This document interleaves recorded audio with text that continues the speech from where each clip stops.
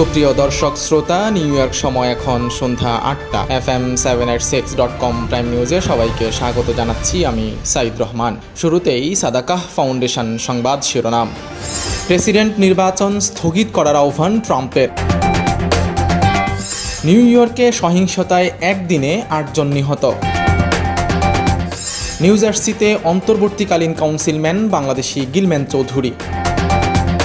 ফ্লোরিডায় একদিনে ২১৬ জনের মৃত্যু। করোনা মুক্তি কামনায় হজের খুতবা। হাজিদের নিরাপত্তায় প্রথমবারের মতো নারী পুলিশ। রোহিঙ্গাদের জন্য কোরবানির মাংস পাঠাবে তুরস্ক। ফিলিস্তিনের পক্ষে দাঁড়ালেন ইউরোপের এমপিরা। বাংলাদেশ সহ ৭ দেশের নাগরিকদের কুয়েতে যেতে মানা। যুক্তরাষ্ট্রে প্রতি মিনিটে একজনের মৃত্যু। আফ্রিদির চোখে সেরা অধিনায়ক মহেন্দ্র সিং ধোনি।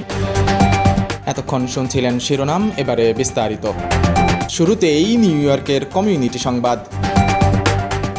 নিউ ইয়র্ক সিটিতে কিছুতেই কমছে না সহিংসতার ঘটনা। প্রচণ্ড গরমে হাঁসফাঁস অবস্থায় নাগরিকরা যখন বাড়ির আঙিনায় কিংবা পার্কে বসে একটু স্বস্তির নিঃশ্বাস ফেলতে যান, তখনই সেই সুযোগটা কেড়ে নেয় সন্ত্রাসীরা।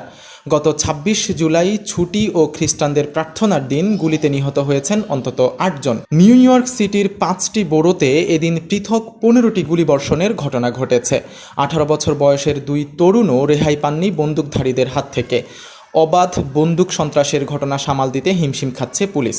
উদ্বেগ, উৎকণ্ঠা আর আতঙ্ক ছড়িয়ে পড়ছে নিউ ইয়র্ক নগরবাসীর মধ্যে।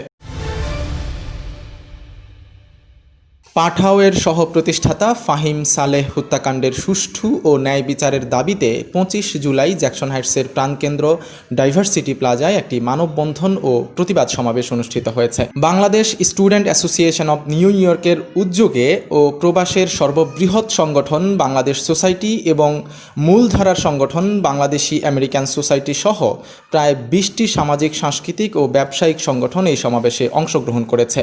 কোভিড-১৯ ও প্রচণ্ড গরমকে উপেক্ষা করে কমিউনিটির সচেতন নাগরিকরা সভায় অংশ নেয়। করোনাকালে মানবতার সেবায় অনন্য ভূমিকা পালন করছে নিউ ইয়র্ক সিটির জ্যামাইকা ও ফ্যামিলি কেয়ার ফার্মেসি। জ্যামাইকার হিলসাইড অ্যাভিনিউতে অবস্থিত বাংলাদেশি মালিকানাধীন ফার্মেসি দুটির সুনাম এখন স্থানীয় বাংলাদেশিদের মুখে মুখে। করোনা ভাইরাস মহামারীর আগেও প্রায় ১.৫ যুগ ধরে গ্রাহকদের উন্নত সেবা প্রদান করে আসছে জ্যামাইকা ফার্মেসি। পরবর্তীতে একই ধারায় সম্পৃক্ত হয়ে অনতি দূরে তাদেরই মালিকানাধীন আরেকটি প্রতিষ্ঠান ফ্যামিলি কেয়ার ফার্মেসি। নিউ জার্সির প্যাটারসন সিটির ২ নং ওয়ার্ডে অন্তর্বর্তী কাউন্সিলম্যান হিসেবে মনোনীত হয়েছেন বাংলাদেশি বংশোদ্ভূত গিলম্যান চৌধুরী। ২১ জুলাই গিলম্যান চৌধুরী পবিত্র কোরআন ছুঁয়ে শপথ গ্রহণ করেছেন। উল্লেখ্য, ১২ মে সিটি কাউন্সিল নির্বাচনে ২ নং ওয়ার্ডের প্রার্থী ছিলেন বিদায়ী কাউন্সিলম্যান শাহিন খালিক এবং সাবেক কাউন্সিলম্যান মোহাম্মদ আখতারুজ্জামান। সিলেটের সন্তান শাহিন খালিক এবং আখতারুজ্জামান আবারও লড়বেন বিশেষ নির্বাচনে। তবে অন্তর্বর্তীকালীন কাউন্সিলম্যান গিলম্যান চৌধুরী নির্বাচনে লড়বেন না বলে জানিয়ে দিয়েছেন। করোনা ভাইরাসের প্রাদুর্ভাব মারাত্মক রূপ ধারণ করেছে যুক্তরাষ্ট্রের ফ্লোরিডায়। বুধবার সর্বাধিক মৃত্যুর খবর এসেছে দক্ষিণ পূর্বাঞ্চলের এই অঙ্গরাজ্য থেকে। ফ্লোরিডা সরকারের বরাত দিয়ে বার্তা সংস্থা এএফপি জানিয়েছে, বুধবার ২৪ ঘন্টায় সেখানে করোনা ভাইরাসে আক্রান্তদের মধ্যে ২১৬ জনের মৃত্যু হয়েছে, যা একদিনের হিসেবে সর্বোচ্চ। বর্তমানে যুক্তরাষ্ট্রে করোনা ভাইরাসের অন্যতম হটস্পট এই রাজ্য। ইতোমধ্যেই সংক্রমণের হিসেবে নিউ ইয়র্ককে ছাড়িয়ে গেছে ফ্লোরিডা। নভেম্বরে অনুষ্ঠিতব্য যুক্তরাষ্ট্রের প্রেসিডেন্ট নির্বাচন স্থগিত করার আহ্বান জানিয়েছেন ডোনাল্ড ট্রাম্প। তিনি বলেন, পোস্টাল ভোটে জালিয়াতির সুযোগ থাকায় এবং ত্রুটিপূর্ণ ফল আসার কারণে নির্বাচন স্থগিত করা উচিত। জনগণ যতক্ষণ পর্যন্ত যথাযথভাবে দৃঢ়তার সাথে এবং নিরাপদে ভোট দিতে না পারবে, ততক্ষণ পর্যন্ত নির্বাচন বিলম্ব করা প্রয়োজন। এ খবর দিয়েছে বিবিসি অনলাইন। এতে বলা হয়, প্রেসিডেন্ট ট্রাম্পের এ দাবিকে সমর্থন করার মতো খুব সামান্যই তথ্য প্রমাণ আছে। এবারে অন্যান্য খবর। মানুষের মধ্যে সেতুবন্ধন তৈরি করতে পবিত্র ঈদ উল আজহায় বিশ্বের বিভিন্ন দেশ ও অঞ্চলে কোরবানির মাংস বিতরণের উদ্যোগ নিয়েছে তুরস্ক ভিত্তিক একটি দাতব্য সংস্থা। মিয়ানমারে নির্যাতনের শিকার হয়ে বাংলাদেশে আশ্রয় নেওয়া রোহিঙ্গাদের মধ্যেও কোরবানির মাংস বিতরণ করবে ড্যানিজ ফ্যানারি অ্যাসোসিয়েশন নামের এই দাতব্য সংস্থা। তুরস্কের বার্তা সংস্থা আনাদুলু এজেন্সি জানিয়েছে, বিশ্বের 22টি দেশ ও অঞ্চলে কোরবানির মাংস বিতরণের উদ্যোগ নিয়েছে দাতব্য সংস্থাটি। করোনা ভাইরাসের মহামারী রুখতে এতদিন ধরে কুয়েতে আন্তর্জাতিক ভ্রমণ নিষিদ্ধ ছিল, একই সঙ্গে বন্ধ ছিল বাণিজ্যিক ফ্লাইটও। অবশেষে সেই নিষেধাজ্ঞা প্রত্যাহারের ঘোষণা দিয়েছে কুয়েত সরকার। তবে বাংলাদেশ সহ 7টি দেশের প্রবাসীরা এখনই কুয়েতে প্রবেশ করতে পারবেন না, তাদের জন্য নিষেধাজ্ঞা অব্যাহত থাকবে। বৃহস্পতিবার কুয়েত মন্ত্রিসভার মুখপাত্র এক টুইট বার্তায় জানিয়েছেন যে 7টি দেশের ওপর নিষেধাজ্ঞা অব্যাহত থাকবে, সেগুলো হলো বাংলাদেশ, ভারত, পাকিস্তান, নেপাল, ইরান, শ্রীলঙ্কা ও ফিলিপাইন। সিরিয়ার প্রেসিডেন্ট বাশার আল আসাদের পুত্রের ওপর নিষেধাজ্ঞা আরোপ করেছে যুক্তরাষ্ট্র। সংঘাতপূর্ণ সিরিয়া সরকারের তহবিল বন্ধের প্রচেষ্টা জোরদার করতে বুধবার এমন পদক্ষেপ নেয় মার্কিন যুক্তরাষ্ট্র। যুক্তরাষ্ট্রের পররাষ্ট্র বিভাগ থেকে জানানো হয়েছে, 18 বছর বয়সী হাফিজ আল আসাদ যুক্তরাষ্ট্রে ভ্রমণ বা সম্পদ রাখার অনুমতি পাবেন না। এর আগে যুক্তরাষ্ট্র বাশার আল আসাদ ও তার স্ত্রী আসমা আল আসাদের ওপর নিষেধাজ্ঞা আরোপ করেছিল। এবারে মুসলিম বিশ্বের খবর। ঐতিহাসিক আরাফাতের ময়দানে অবস্থিত মসজিদে নামিরা থেকে হজের খুতবা দিয়েছেন শায়েখ ডক্টর আবদুল্লাহ ইবনে সুলাইমান আল মানিয়া। বৃহস্পতিবার সৌদি আরবের স্থানীয় সময় দুপুর 12:28 খুতবা শুরু করেন তিনি। শুরুতে মহান আল্লাহ তাআলার প্রশংসা ও রাসূল সাল্লাল্লাহু আলাইহি ওয়াসাল্লামের পর দুরূদ পাঠ করেন। এরপর আরাফাতের ময়দানে অবস্থানরত হাজীদের উদ্দেশ্যে দেয়া খুতবায় মহামারী করোনা ভাইরাস থেকে মুক্তি কামনা করেন।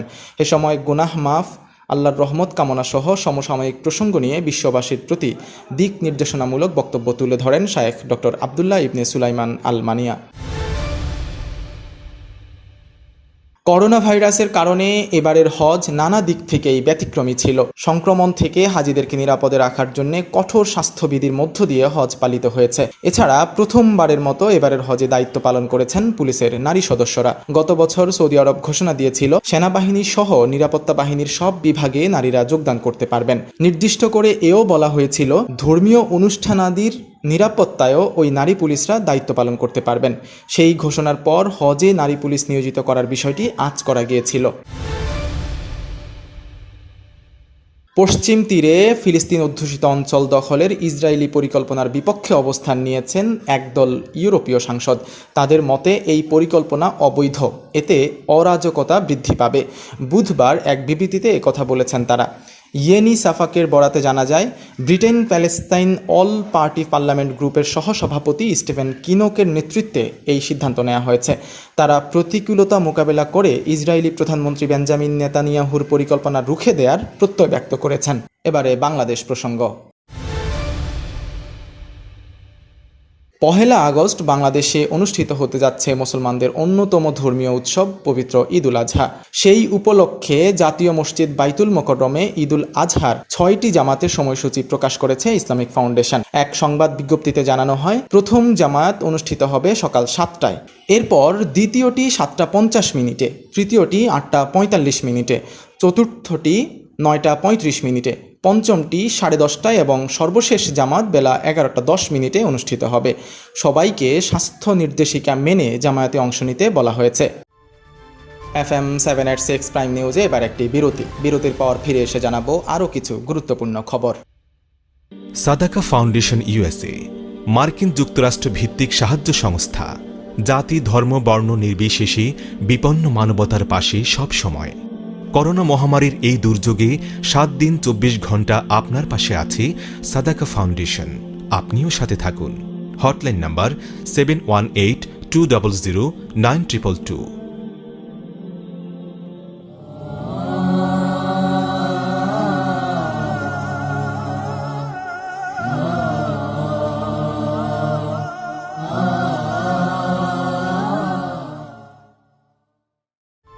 বিরতির পর আবারও স্বাগত FM 786 প্রাইম নিউজে, সঙ্গে আছি সাইদ রহমান। এবারে যুক্তরাষ্ট্রের আরও খবর। বিশ্বের মধ্যে করোনা ভাইরাস মহামারীতে সর্বাধিক ভুক্তভোগী দেশের তালিকায় এখনও শীর্ষে রয়েছে যুক্তরাষ্ট্র। ইতোমধ্যেই সেখানে করোনার মোট প্রাণহানির সংখ্যা 1.5 লাখ ছাড়িয়ে গেছে। এছাড়া দেশটিতে প্রতি মিনিটে অন্তত একজন করোনা ভাইরাস সংক্রান্ত জটিলতায় মারা যাচ্ছেন বলে জানিয়েছে বার্তা সংস্থা রয়টার্স। সাম্প্রতিক দিনগুলোতে আবারও মৃত্যু বেড়ে গেছে যুক্তরাষ্ট্রে। গত 11 দিন ধরে দৈনিক 1000-এরও বেশি মানুষ মারা গেছেন। এবারে খেলার খবর। 2007 টি-20 বিশ্বকাপের ফাইনালে ধোনির নেতৃত্বাধীন ভারতের কাছে হেরেছিল পাকিস্তান। সে সময় দলটির অধিনায়ক ছিলেন শহীদ আফ্রিদি। এবার সাবেক এই ক্রিকেটার ধোনিকে সেরা অধিনায়ক হিসাবে ঘোষণা করলেন, তাও আবার পন্টিংয়ের সঙ্গে তুলনা করে। টুইটার প্রশ্নোত্তর পর্বে সাবেক পাকিস্তান অধিনায়কের কাছে এক ভক্ত জানতে চেয়েছিলেন পন্টিং আর ধোনির মধ্যে কে সেরা অধিনায়ক। জবাবে সরাসরি ধোনির নাম বললেন বুম বুম খ্যাত অলরাউন্ডার শহীদ খান আফ্রিদি। FM786.com প্রাইম নিউজ এখনকার মতো এ পর্যন্তই। বিদায় নেওয়ার আগে আবারও জানিয়ে দিচ্ছি সাদাকাহ ফাউন্ডেশন প্রধান খবরগুলো। প্রেসিডেন্ট নির্বাচন স্থগিত করার আহ্বান ট্রাম্পের। নিউ ইয়র্কে সহিংসতায় একদিনে 8 জন নিহত। নিউ জার্সিতে অন্তর্বর্তীকালীন কাউন্সিলম্যান বাংলাদেশি গিলম্যান চৌধুরী। ফ্লোরিডায় একদিনে 216 জনের মৃত্যু। করোনা মুক্তি কামনায় হজের খুতবা। হাজিদের নিরাপত্তায় প্রথমবারের মতো নারী পুলিশ। রোহিঙ্গাদের জন্য কোরবানির মাংস পাঠাবে তুরস্ক। ফিলিস্তিনের পক্ষে দাঁড়ালেন ইউরোপের এমপিরা। বাংলাদেশ সহ 7 দেশের নাগরিকদের কুয়েতে যেতে মানা। যুক্তরাষ্ট্রে প্রতি মিনিটে একজনের মৃত্যু। আফ্রিদির চোখে সেরা অধিনায়ক মহেন্দ্র সিং ধোনি। সবাই ভালো থাকুন, সুন্দর থাকুন, এই শুভকামনায় আজকের মতো বিদায় নিচ্ছি আমি সাইদ রহমান।